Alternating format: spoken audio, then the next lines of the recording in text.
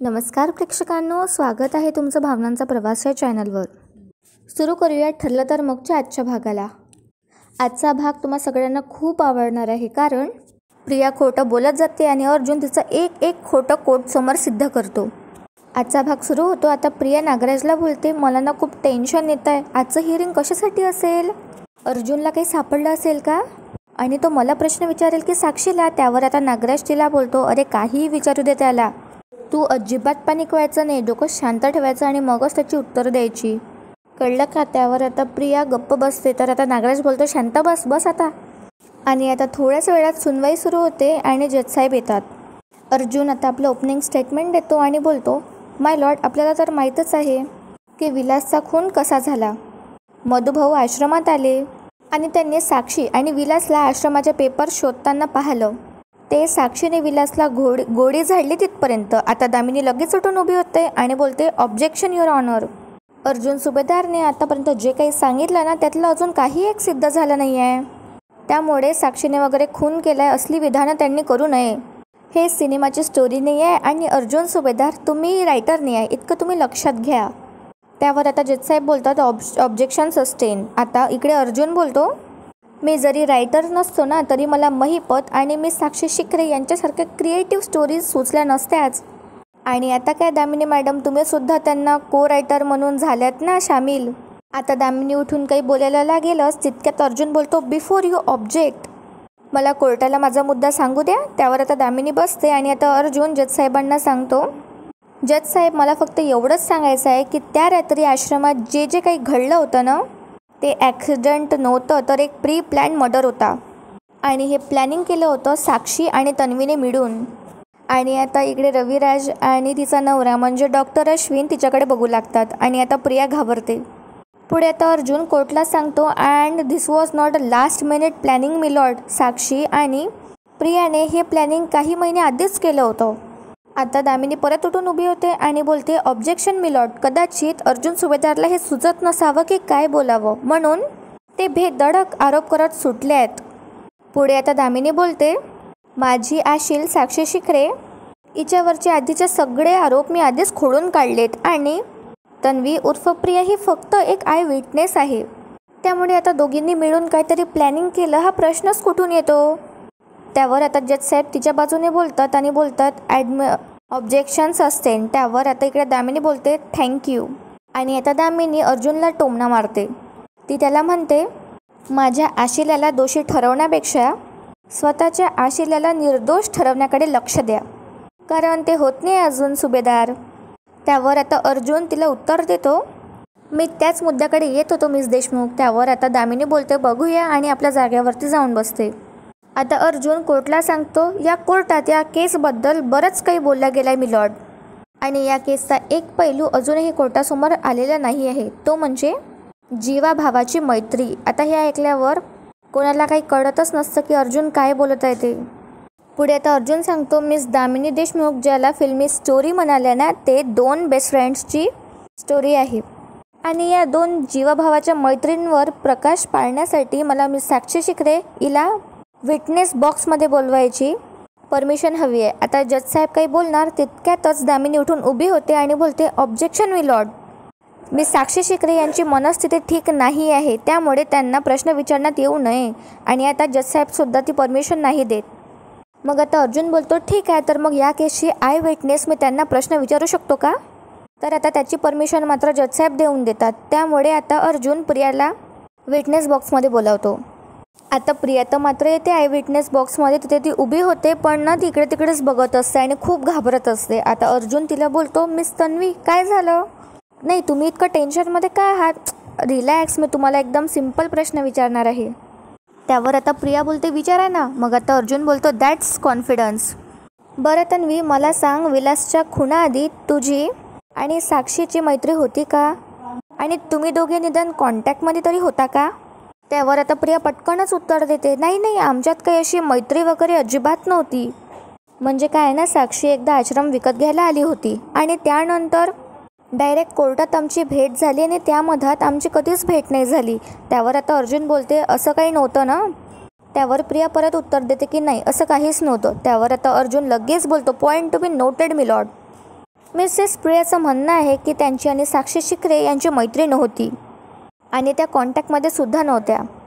आता प्रिया यावर परत मान डोलवते. पुढे आता अर्जुन बोलतो, मी लॉर्ड, मला एका कॅफेमधनं CCTV फुटेज दाखवण्याची परमिशन हवी आहे. आणि आता परमिशन दिल्यावर अर्जुन लगेच पिन ड्राईव्ह घेतो आणि तो लावतो. आणि आता साक्षी आणि प्रिया एकमेकींकडे बघूच लागतात.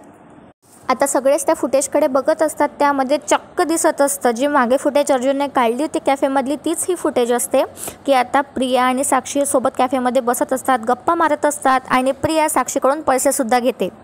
आता सगळ्यांना हे बघून खूप मोठा धक्का बसतो. आता अर्जुन बोलतो, यावरची तारीख आणि डेट, तारीख आणि टाईम तुम्हाला दिसतच असेल, ही ना विलासच्या खुनाच्या खूप दिवसाआधीची फुटेज आहे. आणि यात क्लिअरली दिसत आहे की तन्वीने मी साक्षी शिखरेकडनं पैसे घेतलेत. आणि याचा अर्थ असा होतो की या दोघींमध्ये काहीतरी डील सुरू होतं. आणि यात अशा बरेच फुटेज आहे ज्यामध्ये तन्वी आणि साक्षी ह्या भेटलेल्या दिसत आहेत. असं म्हटल्यावर आता अर्जुन प्रियाजवळ येतो आणि तिला बोलतो, तन्वी, तुझं तर साक्षी शिखरेसोबत कॉन्टॅक्टच नव्हता असं तू आता म्हणाली होतीस ना, मग तुम्ही कॅफेमध्ये का भेटलात? आणि त्याहीपेक्षा जास्त इम्पॉर्टंटली तू साक्षीकडनं पैसे का घेतले? आता इकडे सायली गळ्यातल्या गळ्यात हसू लागते. आणि आता अश्विन रविराजला बोलतो, हे सगळं काय आहे काका? त्यावर आता रविराज बोलतो, मलाही हे सगळं काहीच कळत नाही आहे. तन्वी आपल्याशी खोटं बोलली? आता अर्जुन प्रियाला विचारतो, मी तुला काहीतरी विचारलंय तन्वी, बोल. तू साक्षीला का भेटलीस आणि तिच्याकडनं पैसे का घेतलेस? त्यावर आता प्रिया घाबरत बोलते, मी ते. आता त्यावर आता अर्जुन बोलतो, काय आहे ना, तुझी बाराखडी जरा जपून ठेव, कारण काय आहे ना, अजून तुला बरेच पाढे वाचायचे आहेत. तर सांग आता मला, तू आणि साक्षी तुमची मैत्री होती की नाही? आता प्रियाला काही सुचत नसतं म्हणून ते गप्प असते. त्यामुळे आता अर्जुनच बोलतो, होती ना मैत्री? अरे होतीस, नाही तर तू तिला भेटायला कॅफेमध्ये का गेली असती? नाही ना? बोल ना मग आता, होती ना मैत्री? होती ना? त्यावर आता प्रेशरमध्ये येऊन प्रिया बोलते, हो होती, आठवलं मला, आता मी सांगते. आता ती अडखळत शब्दातच उत्तर देते आणि बोलते, म्हणजे खरं तर आमची मैत्री नव्हती. ते काय आहे ना, मी आणि साक्षी एका समाजसेवी कार्यक्रमात भेटलो होतो. आता हे उत्तर ऐकून सायली आणि कुसुम हसू लागतात, कारण त्यांना तर माहीतच असतं ही खोटी बोलत आहे म्हणून. ती पुढे बोलते, ते काय आहे ना, साक्षीला माहीत होतं की मला फॅशन डिझाईनमध्ये इंटरेस्ट आहे म्हणून, पण माझ्याकडे तर पैसेच नव्हते ना फी भरण्यासाठी. आणि तेव्हा ती म्हणाली की मी देते ना तुला पैसे, आणि म्हणून मग आम्ही दुसऱ्या दिवशी कॅफेमध्ये भेटलो आणि मग तिने मला पैसे दिले आणि ते पण फी भरण्यासाठी दिले, बस, बाकी काही नाही. त्यावर आता अर्जुन बोलतो, हो का, बाकी काहीच नाही? आणखी भेटीगाठी, आणखी कॉफी, आणखीन पैसे आणि आश्रम ताब्यात घेण्याचं प्लॅनिंग यापैकी काहीच नाही? प्रिया आता अर्जुनकडे बघतच राहते. आता दामिनी परत लगेच उठून उभी राहते आणि बोलते, ऑब्जेक्शन मिलॉर्ड, जर प्रिया म्हणते आहे की साक्षीने ते पैसे फीसाठी दिलेत, मग आश्रम वगैरे ताब्यात घेणं हे कुठून आलं? त्यावर आता अर्जुन दामिनीला बोलतो, मिस दामिनी मॅडम, तुम्ही ऑब्जेक्शन माय ऑनर, हे रेकॉर्ड करून का घेत नाही म्हणजे काय आहे ना, दर 10 सेकंड झाले की तुम्ही उठता आणि बोलता ऑब्जेक्शन युअर ऑनर, काय ना तुम्हाला थोडा त्रास कमी होणार म्हणून म्हणतोय मी. त्यावर आता इकडे दामिनी बोलते, ग्रेट आयडिया, तुम्ही काय करा ना, तुम्ही एक काम करा, आरोप करणं बंद करा पुराव्याशिवाय, म्हणजे काय ना माझं ऑब्जेक्शन म्हणायचा त्रास हा वाचेल. तर आता अर्जुन बोलतो, आरोप करणं हे मी कधीच बंद करणार नाही, पण फॉर यू पुरावे नक्कीच दाखवेल मी. आता बाकीचे सगळे अर्जुनचा हा कॉन्फिडन्स बघून विचारातच पडतात. त्यावर आता दामिनीला बसवतो अर्जुन आणि आता प्रियाला प्रश्न विचारतो, मिस प्रिया, माझा पुढचा प्रश्न, मला असं सांगा, ज्या दिवशी खून झाला त्या रात्री तुम्ही सिनेमा बघायला गेला होतात? त्यावर आता इकडे प्रिया सांगू लागते, हो, तेव्हा माझं पोटात दुखायला लागलं होतं. त्यावर आता अर्जुन तिला थांबवतो आणि बोलतो, ते सगळं इकडे सगळ्यांना तोंडपाठ आहे, त्याबद्दल मी बोलतच नाही. मला फक्त हे विचारायचं होतं की तुम्ही सगळे आश्रमातली माणसं सिनेमा बघायला गेला होतात का? आणि त्याची तिकीट साक्षी शिखरेने काढली होती, बरोबर? आता सगळेजण साक्षीकडे बघू लागतात. सायली तर मस्त आता मजा घेऊन हे सगळं पाहत असते. आता इकडे प्रिया लगेच बोलते, काय साक्षी कशाला काढेल? असं काहीच झालं नव्हतं, साक्षीने तिकीट्स वगैरे काही काढले नव्हते, खोटं आहे हे. त्यावर आता अर्जुन प्रियाला परत विचारतो, हे खोटं आहे का? तर प्रिया खाली मान टाकून मान डोलावत हो बोलते. त्यावर आता अर्जुन बोलतो, अच्छा खोटं आहे का? आणि मग तो एक कागद हाती घेतो आणि कोर्टसमोर प्रेझेंट करतो आणि बोलतो, हे तिकीट्सचे डिटेल आहे मिलॉर्ड, आणि यात स्पष्ट दिसत आहे की तिकीट्स हे साक्षी शिखरेने बुक केल्या होत्या आणि तिच्याच डेबिट कार्डवरनं तिने ऑनलाईन पेमेंटसुद्धा केलं होतं. आता दामिनीसुद्धा फसते आणि डोळे लावून घेते. त्यावर आता जज साहेब बोलतो की हो, हे सगळे जेन्युइन रेकॉर्ड्स आहेत. आता अर्जुन येतो प्रियाकडे आणि बोलतो, काय गं, जे तू खोटं म्हणाली होतीस ते तर खरं निघालं. आता तरी सांगशील की मिस साक्षी शिखरे यांनी तुमच्या सिनेमाच्या तिकीट्स का काढल्या होत्या. आता इकडे साक्षी प्रियाकडे बघते आणि तिला डोळे दाखवते. त्यावर आता प्रिया लगेच बोलते, हां आठवलं मला. तर आता अर्जुन हसायला लागतो आणि बोलतो, काय गं, तुझी मेमरी आज ट्यूबलाईटसारखी काम करते असं तुला वाटत नाही का. आधी तर ऑनच होत नाही आणि मग हळूहळू हळू अशी उजेड द्यायला लागते. आता प्रिया गप्प बसते आणि घाबरते. तर आता अर्जुन बोलतो, तुला आता आठवलं ना, ठीक आहे सांग मग पुढे काय झालं. आता प्रिया बिचारी आठवत सांगते की हां, ते साक्षी काय आहे ना, चॅरिटीचं काम करायची नेहमी आणि आमच्या आश्रमातली जी काही लहान मुलं होती ना, त्यांना सिनेमा बघायला खूप आवडायचा, पण काय ना परिस्थितीच नव्हती ना तशी. आता दामिनी तर डोक्यावर हातच ठेवते हे सगळं ऐकून. पुढे आता प्रिया बोलते, साक्षीला दया आली असणार त्यांची, म्हणून तिने तिकीट्स काढून दिली. त्यावर आता अर्जुन बोलतो, दया, साक्षीला दया आली होती का. पण मग मला सांग, ही दया नेमकी खुनाच्या दिवशीच कशी काय आली. त्यावर आता प्रिया परत घाबरू लागते. तर आता अर्जुन बोलतो, काय झालं, ट्यूबलाईट बंद पडली का, संपला उजेड. जाऊ दे, मी सांगतो. साक्षीने ती तिकीट्स यासाठी काढली होती कारण त्या रात्री तुला आणि तिला आश्रम रिकामा हवा होता. म्हणजे तुम्हाला आश्रमातले पेपर्स हे शोधता आले असते. Am I right. तर आता इकडे प्रिया गप्प बसते. तर आता अर्जुन परत तिला विचारतो, am I right miss Tanvi. त्यावर आता घाबरतच प्रिया बोलते, नाही असं काहीच नव्हतं झालं. तर आता इकडे दामिनी उठून उभी होते आणि तिला डिफेंड करते. दामिनी आता समोर येते आणि बोलते, आता साक्षी शिखरेंनी दया म्हणून आश्रमातल्या काही लेकरांसाठी तिकीट्स काढली, यात काय प्रॉब्लेम आहे. त्यावर आता अर्जुन बोलतो, प्रॉब्लेम हा आहे की हे सगळंच खुनाच्या दिवशी कसं काय घडलं. आणि हा योगायोग तर नसतोच ना, इतका योगायोग असणं शक्यच नाही आहे. कारण आश्रम रिकामा असल्यावर तिथले पेपर शोधणं आश्रमातले, हाच प्लॅन होता साक्षी आणि प्रियाचा. कारण तोपर्यंत तर या दोघींची खूप चांगली मैत्री झाली होती. इतकी चांगली मैत्री की प्रियाने साक्षीसाठी खोटी साक्षसुद्धा दिली, ते पण विलासचा खून केल्यावर सुद्धा. आता रविराज मात्र मान खालीच घालतो आणि महिपत विचारतो, काय गं ये साक्षी, असंच घडलं होतं का आणि हे सगळं सुभेदारला कसं कळलं. त्यावर आता इकडे साक्षी घाबरत बोलते, मला सुद्धा काही कळत नाही आहे. तर आता दामिनी डिफेंड करते आणि ताड्या वाजवायला लागते आणि ती लगेच बोलते, माइंड ब्लोईंग, खूप हिट आहे हा तुमचा सिनेमा सुभेदार, पण काय ना हे कोर्ट आहे, सिनेमाघर नाही आहे, इथे ना स्टोरी नाही फॅक्ट्स चालतात. आणि तुम्हीच हे प्रूव्ह केलं ना की विलास हा महिपतचा माणूस होता आणि मग ते पेपर शोधण्यासाठी महिपतने त्याला तिथे पेरलं होतं. मग असं असताना साक्षी शिखरेला स्वतः जाऊन तिथे पेपर शोधण्याची रिस्क घ्यायची काय गरज आहे, आणि तेही असा फिल्म वगैरे असा इलॅबोरेटली असा प्लॅन करून. आता साक्षीला आणि प्रियाला थोडा धीर येतो, पण आता अर्जुन लगेच बोलतो, कारण काय आहे ना, विलासला तिथे फक्त मधुभाऊंना कन्व्हिन्स करायसाठी पाठवलं गेलं होतं आणि ते त्यांनी केलं सुद्धा की आश्रम विकणं मधुभाऊंसाठी किती फायद्याचं असेल हे त्यांनी दाखवून सुद्धा दिलं.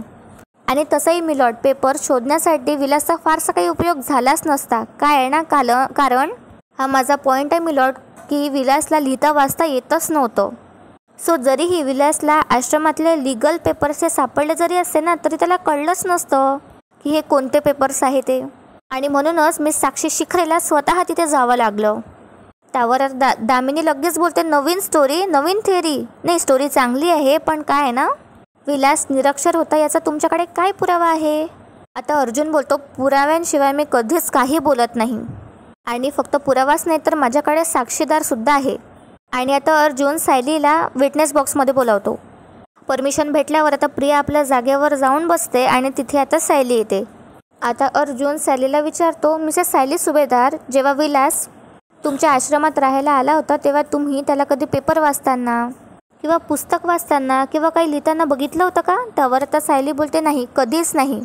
उलट एकदा मी त्यांना एक नंबर लिहून द्यायला सांगितला होता तेव्हा ते म्हणाले होते की त्यांना ते जमणार नाही, कारण विलासला कधी लिहिता वाचता हे येतच नव्हतं. दुकानांचे पाट्या वगैरे बघून ते अंदाज बांधायचे, पण त्यांना लिहिता कधीच येत नव्हतं. आता हे ऐकून प्रिया आणि साक्षी दोघीही आपली मान खाली घालतात. त्यावर आता अर्जुन थँक्यू म्हणतो आणि सायलीला बोलतो, तुम्ही जाऊ शकता. आता इकडे दामिनी लगेच परत उठून उभी होते आणि बोलते, युअर ऑनर, कमाल आहे हां.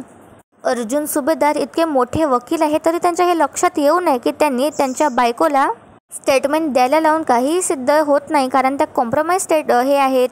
कॉम्प्रोमाइज विटनेस असल्यावर त्यांचं काही बोलणं इथे कन्सिडर होतच नाही. त्यावर आता अर्जुन बोलतो, मला माहीतच होतं तुम्ही हे बोलणार आहात, म्हणून मला पुढचा साक्षीदार बोलवण्याची परमिशन हवी आहे मिलॉर्ड.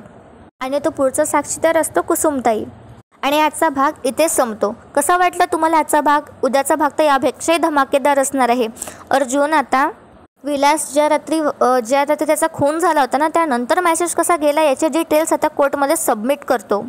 आणि अर्जुन सांगतो की विलासच्या मोबाईलवरून दुसरा कोणीतरी मेसेज पाठवला आहे, पण कोण? तन्वीच्या स्टेटमेंटप्रमाणे साक्षी तर तिथे नव्हतीच. मग ते तिसरे व्यक्ती मधुभाऊ आणि विलासला जो बघत होती तो आहे म्हणजे तन्वी सुभेदार. आणि आता सगळे आश्चर्याने बघू लागतात. आता मला तर वाटतं की तन्वी चांगलीच आता तिचा बँड वाजणार आहे आणि कदाचित ती जेलमध्ये सुद्धा जाण्याची शक्यता आहे. तुम्हाला आजचा एपिसोड आवडला असेल तर व्हिडिओला लाईक करायला विसरू नका आणि चॅनलला नक्की सबस्क्राईब करा, म्हणजे व्हिडिओचे अपडेट्स तुमच्यापर्यंत लवकर पोहोचतील. भेटूया उद्या एका नवीन एपिसोडसोबत. तोपर्यंत धन्यवाद.